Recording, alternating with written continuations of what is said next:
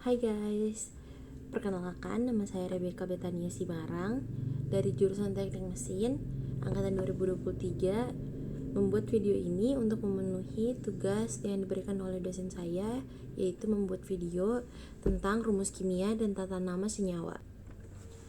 Nah ya, pokok-pokok pembahasan yang akan saya bahas di video kali ini yaitu yang pertama bilox, yang kedua tata nama senyawa biner ionik, yang ketiga tata nama senyawa biner kovalen, yang keempat tata nama senyawa asam, yang kelima tata nama senyawa basa, dan yang keenam tata nama senyawa garam.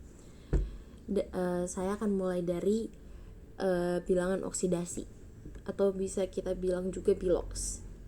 Nah, bilox itu adalah angka yang menyatakan banyaknya elektron suatu atom dalam pembentukan senyawa.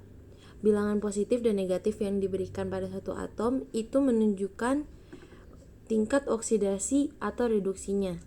Dan jika dilihat berdasarkan konsep perubahannya, reaksi reduksi berarti reaksi yang mengalami penurunan bilox, sedangkan reaksi oksidasi itu sebaliknya, berarti dia mengalami yang namanya kenaikan bilox. Nah, di sini tuh ada 6 aturan buat nentuin bilox dengan benar gitu. Yang pertama adalah bilox oksidasi unsur bebas itu sama dengan 0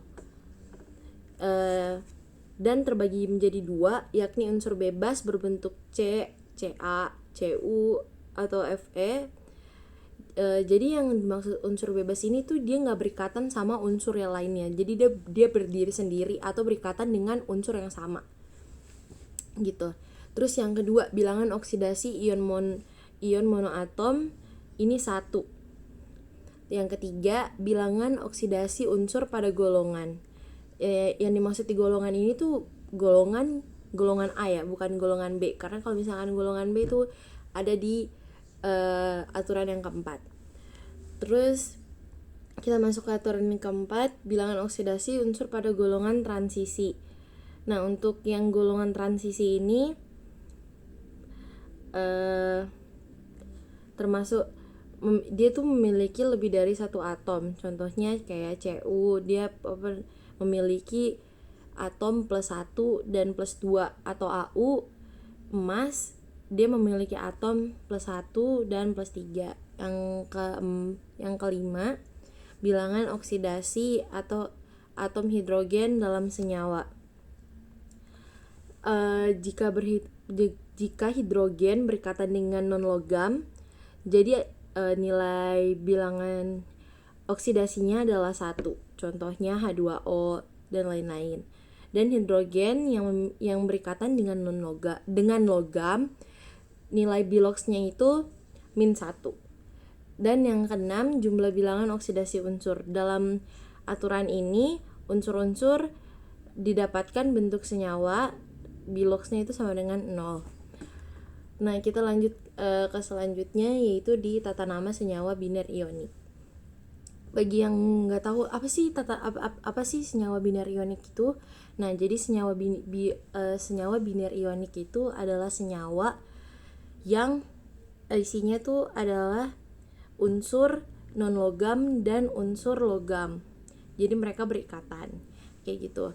Terus di sini tata namanya gimana sih? Tata nama senyawanya gimana sih? Yang pertama, logam dengan 1 bilox menyebutkan nama logam, lalu non logam dengan akhiran ida. Dan yang kedua, logam dengan nilai bilox di atas 1 menyebutkan nama logam disertai bilox ditulis dengan angka Romawi dan nama logam diakhiri ida. Nah, setelah nama logam itu kita nggak boleh ada spasi dan langsung ditutup, buka kurung, angka Romawi lalu tutup kurung kayak gitu. Terus yang ketiga, unsur logam dengan bilox lebih dari 1 jenis. Sekarang kita bahas tentang tata nama senyawa biner kovalen. Sama kayak tata nama senyawa biner ionik yang tadi, bedanya di sini adalah unsur yang ada di dalamnya. Unsur yang ada di dalam senyawa biner kovalen ini itu merupakan senyawa yang sama-sama non logam. Kalau misalkan tadi yang biner ionik adalah non logam dan logam, yang ini sama-sama non logam. Penamaan senyawa biner kovalennya, yang pertama itu atom positif diletakkan di depan, sedangkan atom negatif diletakkan di belakang.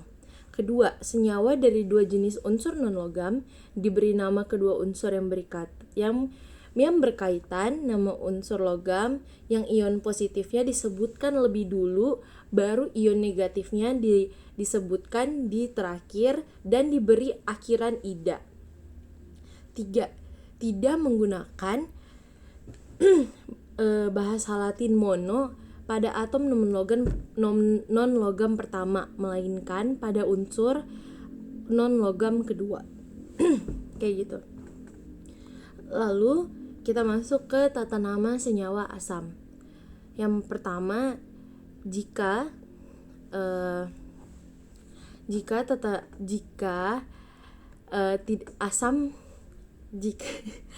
senyawa asam tidak mengandung oksigen, maka penamaannya adalah asam, lalu anion, dan ditambah dengan ida.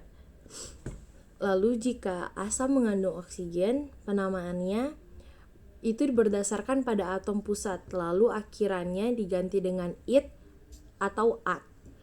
Lalu untuk yang oksihalogen, penamaannya kita lihat dari jumlah biloks halogennya. Nah, yang kelima ini kita bahas tentang tata nama senyawa basa. Penulisan tata nama senyawa basa dimulai dengan nama kation, diikuti dengan angka Romawi seperti yang saya tadi udah bilang. Setelah nama unsur atau nama kationnya nggak boleh ada spasi dan langsung ditambah dengan buka kurung, lalu diisi dengan angka Romawi dan ditutup kurung lagi, lalu sebelahnya baru ditambahkan dengan unsur lainnya dan ditambahkan dengan kata hidroksida. Contohnya FeOH2 dibaca besi 2 hidroksida. Kayak gitu. Habis itu kita sekarang masuk ke tata nama senyawa garam. Nah, yang pertama nih aturan tata nama senyawanya, garam yang memiliki kation dengan biloks A, penamaannya menulis kation dulu dan diikuti oleh anion asam. Contohnya NaNO3 dibacanya natrium nitrat.